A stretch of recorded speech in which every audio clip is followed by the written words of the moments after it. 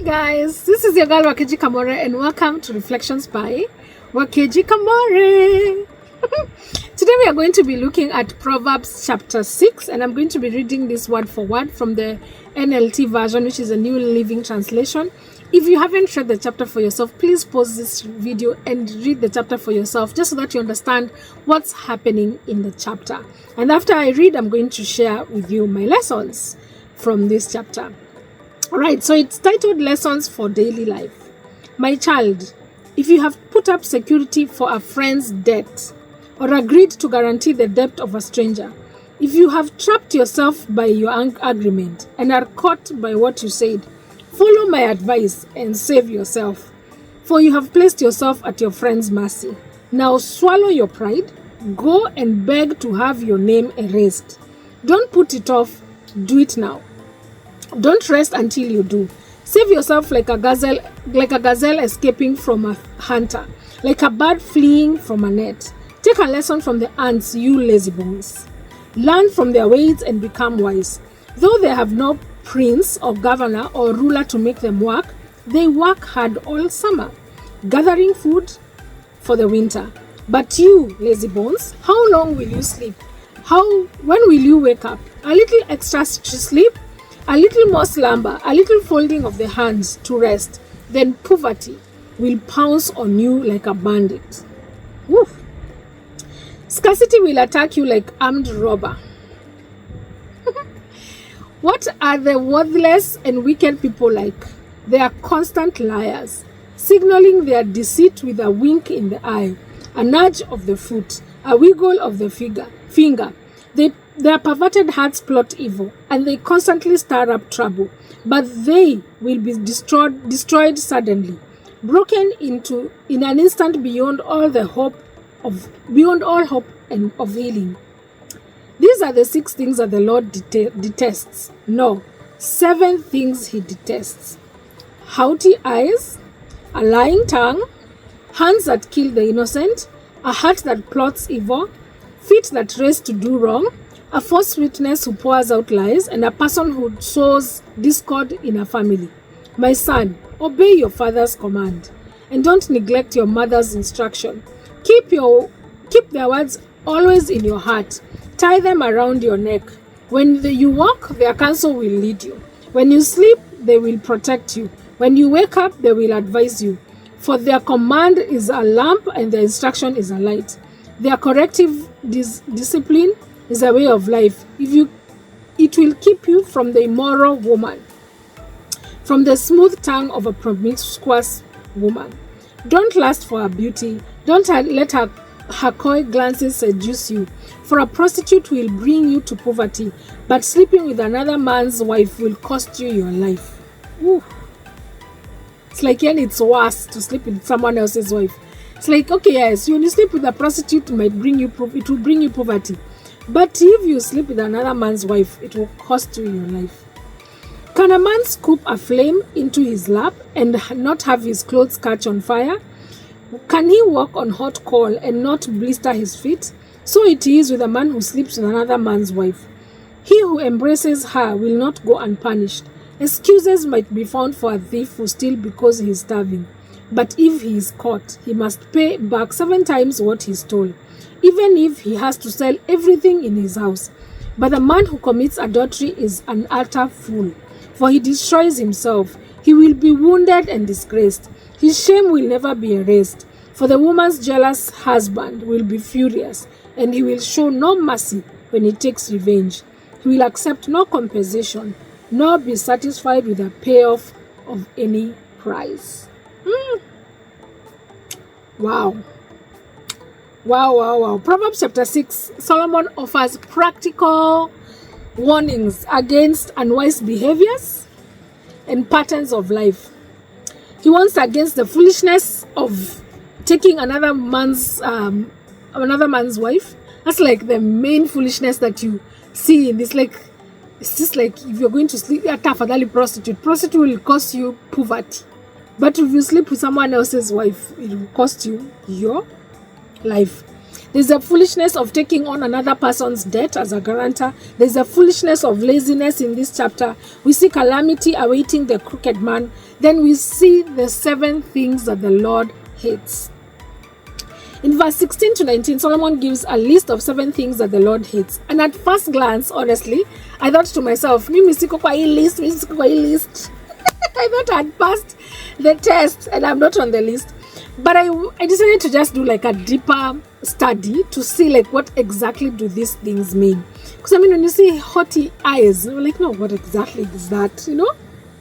I said, okay, let me see for myself what this list actually means. So let's look at the list. Number 1, haughty eyes. Haughty eyes. Haughty eyes. I don't know how to say it. This means arrogance. It means pride. It means looking down on others and seeing oneself as superior. Those are things that sometimes can be found in me. I can be a little bit proud, let me tell you guys. Pride. I struggle with it a little bit. Seeing oneself as superior, I struggle with it a little bit. Looking down on others, I struggle with that a little bit. So nimeshaanza kukua kwa list on item number 1. Oh my goodness, this is very scary, especially because these are the things the Lord hates and detests. As in those are such strong words. For me to find myself on this list, I don't want to have things that God hates. As a toy.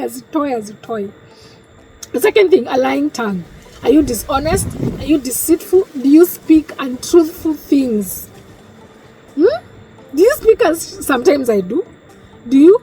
Uko kwa hii list number 2. Are you on number 2 of this list? You could be. Hands that kill the innocent. Are you a murderer? Are you always violent? Are you always harming those who are blameless?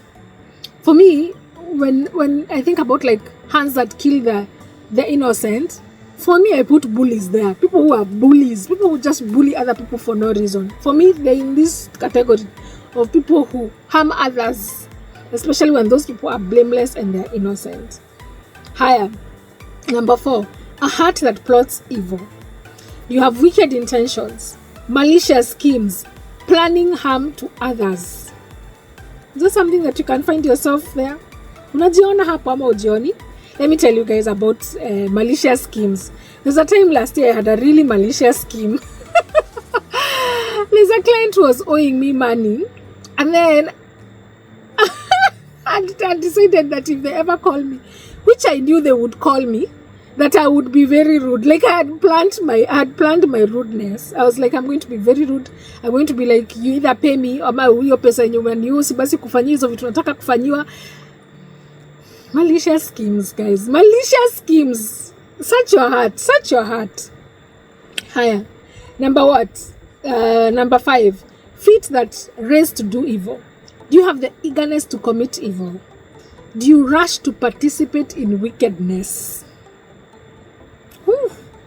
I honestly don't think I'm on that one specific. I don't think I have the eagerness to commit evil or rush. I don't think I rush to participate in wickedness. But if you know me, we're better than that, and you're like, hey, Wageji, me, I know you. You tell me so that we can expose these things. Higher. Number 6, a false witness who pours out lies. Someone who deliberately tells falsehoods. Someone who is telling lies, especially under oath or in a testimony, so that they can deceive. Mtu mwenye anadanganya. Wewe unaenda kupeana witness na una witness wrong. You are there saying the wrong things. You are adding sugar to the story like this, but then it can the scales can fall on your side or the fight side that you're actually testifying for or testifying against. Are you a false witness? Do you pour out lies? Especially when you are in an argument with someone. When you're in an argument with someone and someone comes to like be like a peacemaker, do you say exactly what you said? Ama do you just say, huyu amesema, huyu amefanya, mimi amenifanyia hivi, na labda wewe hata ndio ulifanya the worst things hapo kwa your stories, just that you're trying to portray yourself as a better person than the person that you're arguing about. Maybe you're even the one who started the fight. Anyway, sitawaingililia sana. I will be nice to you guys. Number 7, a person who sows discord in a family. This is a person who creates strife, conflict, or division among loved ones through gossip, lies, malicious talk, like planting seeds of doubt. Me, I think I could be on this list. I think I could be. There's a possibility I could be. I don't know whether I don't know. It's not usually intentional. Sometimes you can be in a group of friends and someone does something that hurts you, but instead of going to tell that person, ulifanya hizi vitu kaniumiza, you go and tell almost like everybody else in the group, apart from the person who actually hurt you. Me, I honestly think that is sowing a seed of discord through gossip, lies, and malicious talk. Why are you busy talking to everybody else? You go and talk to the person who hurt you. Why is it that you're trying to get everybody else to not like this person that hurt you? Question mark, question mark, question mark. But those question marks I'm asking myself, not necessarily you guys. So if you're like me and you saw yourself on this list more than you would hoped to see yourself on this list, please let's just ask God for forgiveness. Let's repent. Where you see yourself, just repent and ask the Lord to help you replace these things. To replace pride with humility, to replace lies with truth, violence with life, evil schemes with good intentions, wrongdoings with justice, and deceit with honesty, conflict with unity. It is my prayer and my hope that you can be true to yourself. Go through that list. Be true to yourself. Do a deep study of that list and ask yourself, kuna kitu yenye ninafanya iko kwa hii list? Kwa sababu you don't want to be doing the things that the Lord detests and hates. Unajua kuna dislike, like, okay, I don't like that. But detests and hate. We shouldn't be on that list. We should not be on that list at all. So, go through the list again. Check yourself and tell yourself the truth. And if you find your name on this list of these things that the Lord hates, if you find that you have these habits that the Lord hates, ask the Lord for forgiveness and ask Him to replace those evil things, wicked things, negative things with positive things. Thank you so much for listening and see you tomorrow.